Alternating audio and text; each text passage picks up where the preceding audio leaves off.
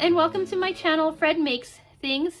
Today we're going to have a bonus video instead of our usual Sewers Club unboxing video. And that is just because I haven't received my Sewers Club project box yet. That means that I don't have enough time to get it filmed and up for you today. So instead you're going to be getting this bonus project, and then I will discuss the unboxing of Sewers Club hopefully this weekend. So if you don't know what this bonus project is, it's the fabric cable organizer from Sewers Club. It came as the bonus project for the September Sewers Club project box. If you don't remember, that was the pocket fabrics basket, the secret pocket fabric basket. And yeah, I did a mini review of that on the project review video for the Sewers Club basket, but I wanted to or it was requested that I do like a more in-depth discussion of the cable organizer, so that's what we're doing today. We are also doing a quick unboxing look at this month's stash builder. Yeah, we'll get to that after we talk about this. So this section is going to be in my usual 4-section discussion. Part 1 will be discussing the project, like what came in the box or what have you. It's going to be quick. Part 2 is going to be assembling the project. Part 3 is pros, cons, and user error. And then part 4 is going to be my final thoughts on it. And then it will be the stash builder. Timestamps will be are on the screen and in the description box below. Also as chapters, I think, on the video. Anyways, yeah, so this fabric cable organizer came in September's Sewers Club box. I had initially thought there was enough fabric left over from the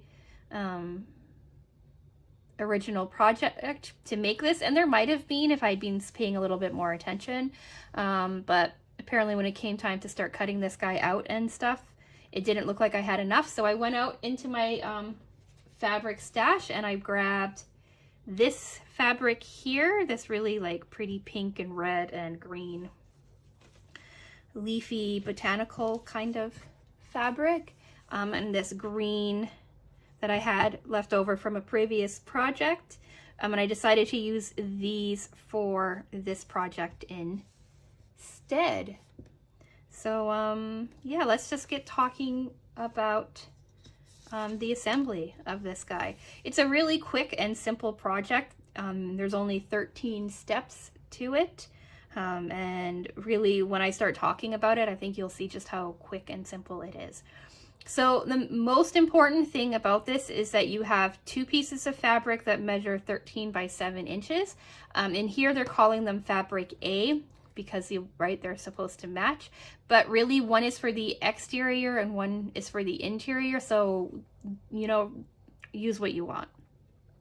You're also supposed to cut out 2 pieces of fusible fleece that match that dimension, 13 by 7. Again, this is one for your top, one for your bottom.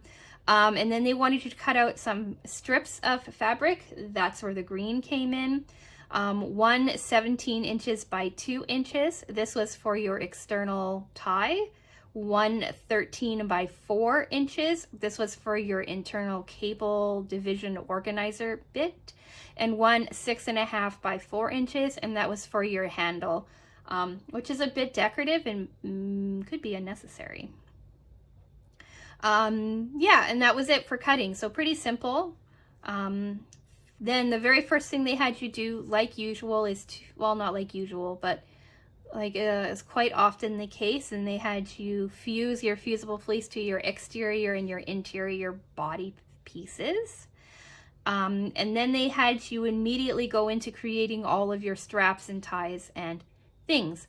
So like I said, there's 3 different things. There's your handle, there's your exterior tie, and then there is your interior division strap thing. All of them are made exactly the same way. You take your, pretend like this is longer, right? So you take your long, oh, let's do this. So pretend like this is your strap, right? You fold your strap in half, right? Iron it so that you create a crease on one side, like so. Then you open it up and you fold your two raw ends in, folding it back over again, like that, making sure everything is nice and tidy. And then you have your three different straps just like that. You do a top stitch, or you do a closing stitch on one side, like a decorative stitch on one side to close out your strap. You do a top stitch on the other side to kind of make everything match and look nice, and then you have all of your strips ready to go. So you did that for all three of your strips, right? Folding it lengthwise in, opening it up, folding it again, so that your initial like 3-inch, or well, we'll say 4-inch. So your initial 4-inch strap goes down to 2 inches, goes down to 1 inch when you have everything folded in together. And it just creates like a really nice clean line. The only difference between all three of your straps is that for your exterior strap that you wrap everything around, your tie, which is your 17 by 2-inch strap, they wanted you, before you did all of that initial folding, is to fold one of your raw edges on one side in 1/4 inch, so that when everything else is folded together, you have like a nice clean edge, a clean finished edge on one side. So once you're done folding and sewing, you will have, right, your three straps, or your handle, your interior division strap, and your exterior tie strap. From there, it's just kind of putting the pieces together. So they first want you to do your center cable division. That's your 13 by 4-inch strap. Right, it has two raw ends on both sides. They wanted you to center that into the center of your interior fabric and baste it in place. Right, you'll be doing the individual closures at the very end. So first you do you center your strap and baste it into place. So once you have your division strap in place, then you're going to go to your, grab your exterior strap, the 17 by 2-inch piece. You're going to center that on this to the center of your division strap, and you're going to baste that into place. So now you have like 3 layers of fabric. You have your body, then you have your center strap, and then you have your exterior tie, all sandwiched or all together on one side, right, waiting to be put together. Then you have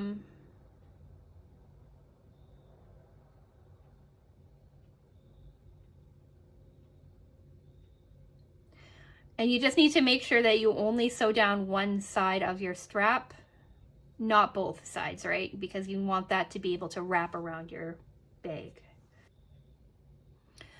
Okay, so that was the interior of your body done.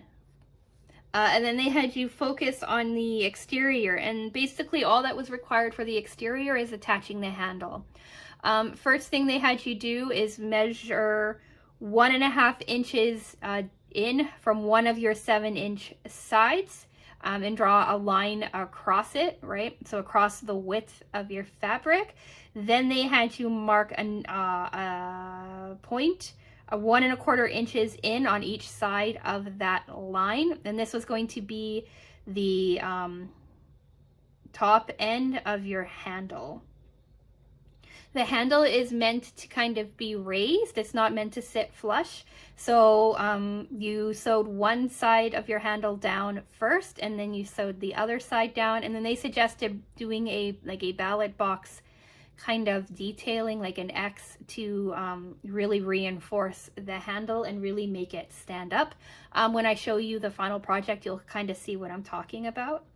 And then from there, they just had you sew your exterior and your interior pieces together, right sides facing, making sure that you had your tie loose inside and not accidentally sewing it down. Then, as always, they had you sew all the way around your exterior body, leaving about a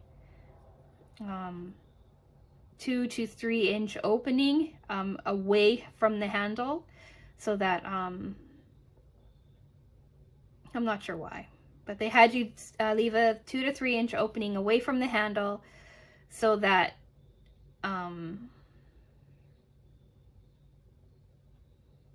I guess so that it's not as much tension, maybe. But anyway, then you flipped it inside out. You ran a top stitch all the way around, right, closing off that opening that you had for flipping it out. And then they had you mark your cable divisions. They suggested 2 inches apart. I did 2 inches apart as well.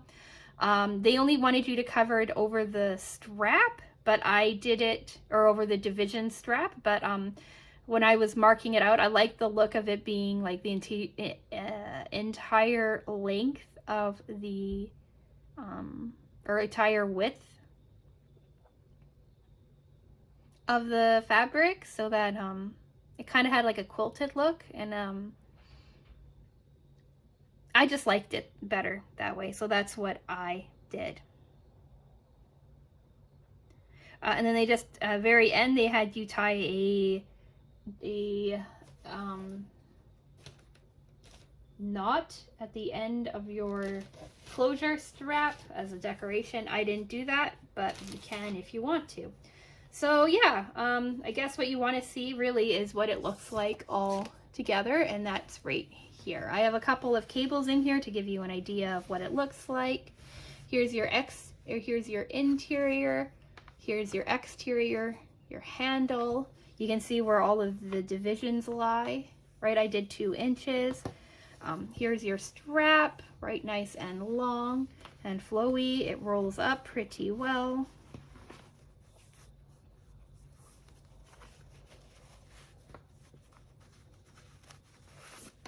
Right, and then this is what I mean when they said you wanted your handle to sit higher, right?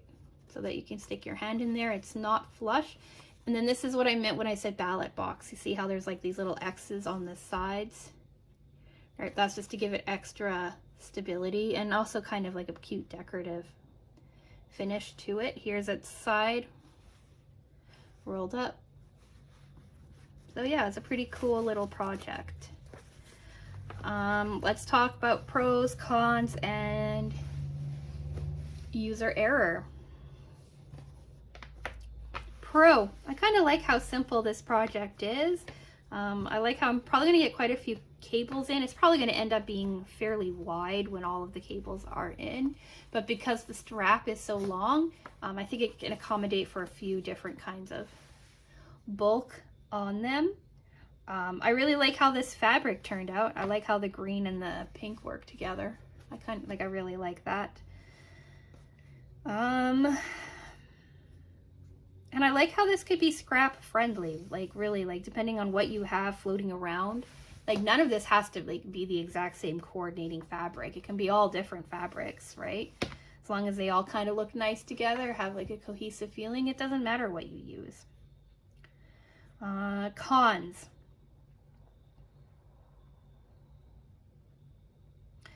I kind of wish that this was elastic, and if I made this again, I'd probably put like an elastic in here just to give, like these are nice, like really rigid, but just to give it a little give when you're shoving things in. Like they're gonna stay in place really well, but I just think that an elastic would be a little bit nicer to have in here. And I'm not, like, I like the idea of the handle, but to me it feels more decorative than anything else. Like, I'm not going to walk around carrying this, like, with the handle very often, right? This is easier to, or just as easy to hold it in my hand like this. So it's cute and decorative, but I don't know if it's necessary. In user error, there was only one real thing that I made a mistake on, and that's when I was measuring out my divisions. I forgot to take the handle into consideration. And the first time that I put this together, I sewed the handle down and I had to seam rip this out. Like, if you look closely on this side, you can kind of see where the original stitch was. So I had to seam rip this out and redo it. But other than that, everything else came together pretty well. So yeah, that's this project for you. Nice and simple, nice and quick. What did you think? It's pretty cool, right?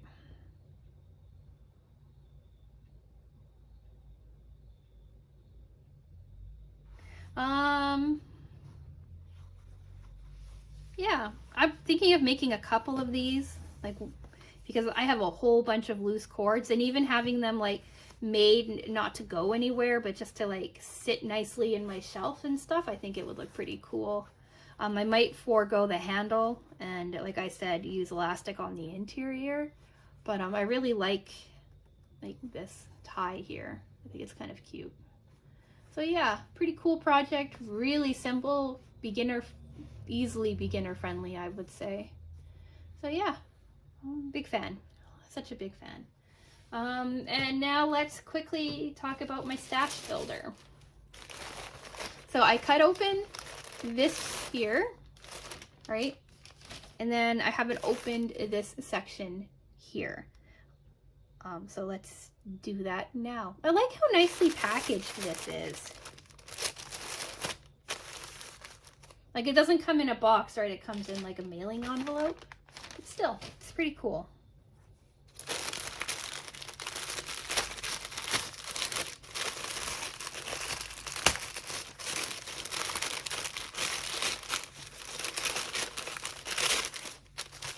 Actually, quickly, before we talk about what's inside of here, I'll quickly discuss what Stash Builder is. Stash Builder is a fairly new subscription that they're offering, where they give you fat quarters. You can have them delivered to you, I think, monthly, bi-monthly, or quarterly. The prices and information are on the screen for you. But it's something like that. You can also choose to receive up to 20 fabrics in increments of 5. I chose 10, so I think it's 2 different bundles, at least based off of what I got last month. I wanted this to be done every second month, bi-monthly, but my subscription says it's monthly, so I might have to cancel it and start over trying to get it every 2 months, because I think getting 10 pieces of fabric every month might be a bit much. So yeah, they give you different color choices, or like color ranges, and fabric styles to choose from. I said I'm good with anything except for children's patterns, just because I don't really have children, so I didn't think that children's patterns would really work for me. But I'm getting to regret that too. Like, maybe I want to see like everything that they have to offer. But anyway, let's see what's inside. Last month was batiks and like pinks, and that was really cool. Browns and batiks. All right, so that's a batik. That's a batik, batik.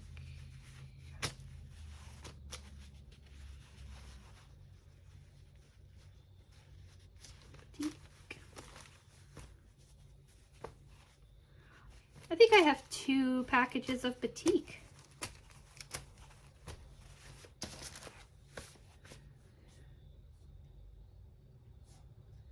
So they give you this little card that says what they are, and it says Color Me Banyan, Kaleidoscope Brown, Decode This, Dark Chocolate, Community Garden, Charcoal, packed floral, Color Me Banyan, Kaleidoscope Cedar, Bouncing Balls Oatmeal, Decode This, Got the Blues, Victorian Contemporary, Lemon Charcoal, Coloring Book Lemon Lime, Community Garden Midnight Leaves, and Community Garden Mustard Floral.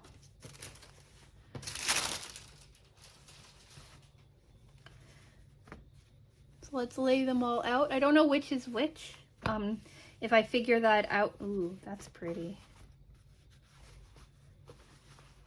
If I figure that out before I post this, I will post a little label next to each one.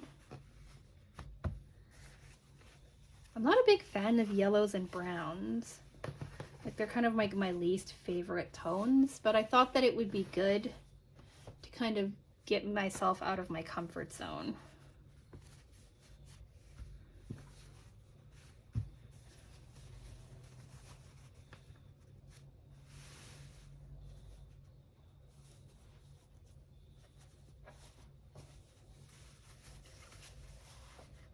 That's really pretty too.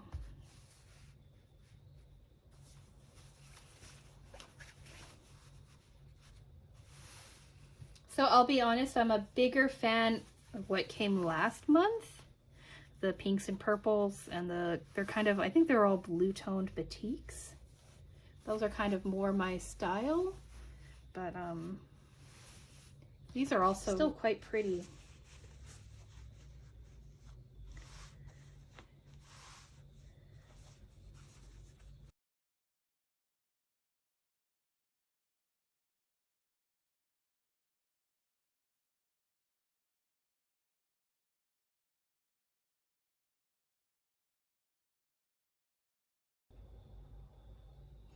So there you have it. These are the 5 batiks that I got, or the 10 batiks that I got in this month's box. Again, these colors aren't usually my thing, but I like them. It takes me out of my comfort zone a little bit. I do have some thoughts with some of them, so I know they'll get put to good use.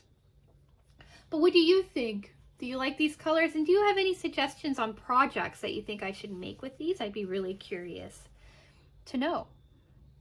And with that being said, let's do our sign off. So there you have it. These are the colors, the style for this month's box. I can kind of see why we are in fall, so it's kind of cool to get more fall toned colors. This yellow is a bit bright for that, but like it kind of mutes itself down with like the oranges and the blues and things. So that's pretty cool. And then there was also this guy that kind of stands out a bit like a sore thumb against all this brown and blue and yellow. But anyway, what do you think of these fabrics? Do you have any idea or any suggestions on what I should make with these? I'm always curious to hear what other people have to think about them. And my other question is do you like making sure that I have like a Wednesday video up no matter what? Like, because Sewers Club was delayed, I'm not going to get that up until probably the weekend. So would you rather have had me like delay doing like an unboxing video by a day or two and having it up on like a Thursday or a Friday and no Wednesday video? Or do you like this like Wednesday video with like the unboxing being like a bonus video whenever it arrives? Let me know. Let me know which structure works better for you, and I'll try to accommodate that in the future. And with all of that being said, subscribe maybe if you want more sewing content. Like the video if you've made it to the end. I always appreciate that. Comment down below. I really love reading your comments, and I do respond to almost all of them. Sometimes I don't know what to say, so you get like a little heart, but I try. And with all of that being said, thank you so much for watching, and I'll talk with you again soon. Bye!